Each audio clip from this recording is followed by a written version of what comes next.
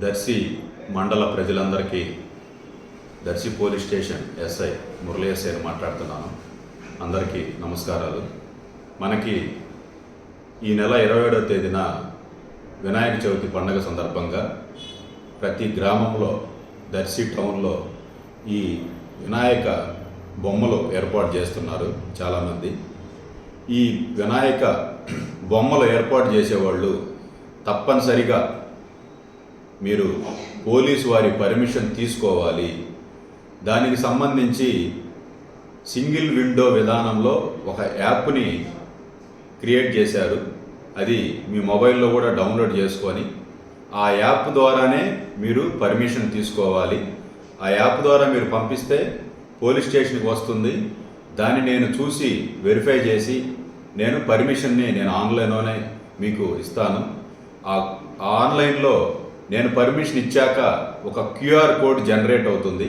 అది మీరు ప్రింట్ తీసుకొని మీరు ఏదైతే ఏర్పాటు చేస్తున్నారో గణేష్ మండపం, ఆ మండపానికి అంటించాలి కాబట్టి ప్రతి ఒక్కరూ మీరు పోలీసు వారి పర్మిషన్ని ఆన్లైన్లో పొందాలి.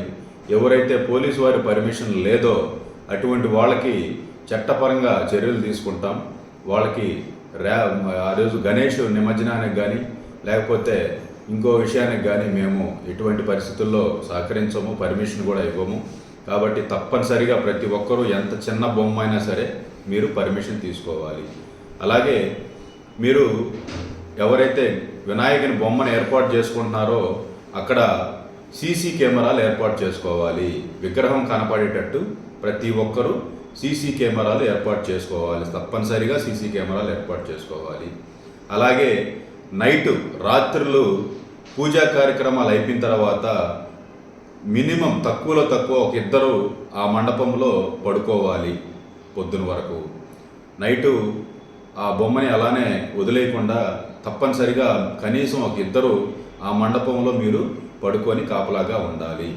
అలాగే నిమజ్జనం రోజున ఎటువంటి అవాంఛనీయ సంఘటనలు, లా అండ్ ఆర్డర్ ప్రాబ్లం రాకుండా మీరు ప్రశాంతంగా నిమజ్జనం చేసుకునేటట్టు, అలాగే ఈ వినాయక నిమజ్జనం ఏదైతే ఉందో అది శాంతియుతంగా జరిగే విధంగా ప్రతి బొమ్మ దగ్గర కొంతమంది పెద్దల సమక్షంలో ఒక కమిటీ ఏర్పాటు అవ్వాలి. ఈ కమిటీ ఏర్పాటు చేసుకొని వాళ్ళ వివరాలు మాకు అందజేయాలి. ఎటువంటి సంఘటనలు జరగకుండా ఆ కమిటీ వారిదే బాధ్యత తీసుకోవాలి. కాబట్టి తప్పనిసరిగా సీసీ కెమెరాలు ఏర్పాటు చేసుకోవాలి. ఒక కమిటీ, శాంతి కమిటీ ఏర్పాటు అవ్వాలి. అలాగే రాత్రులు ఆ వినాయకుడి బొమ్మకి, ఆ దేవునికి కాపలాగా కనీసం ఇద్దరు అక్కడ ఆ మండపంలో కాపలాగా ఉండాలి. నిమజ్జనం రోజు ఎటువంటి అవాంఛనీయ సంఘటనలు కూడా జరగకుండా చూసుకోవాలి. ఎవరైతే ఈ శాంతి పద్ధతులకి భంగం వాటిల్తారో వాళ్ళ మీద చట్టపరంగా మేము కఠినంగా చర్యలు తీసుకుంటామని చెప్పి ఈ సందర్భంగా తెలియజేస్తున్నాను. ప్రతి ఒక్కరూ కూడా పర్మిషన్ తీసుకొనే బొమ్మను ఏర్పాటు చేయాలి.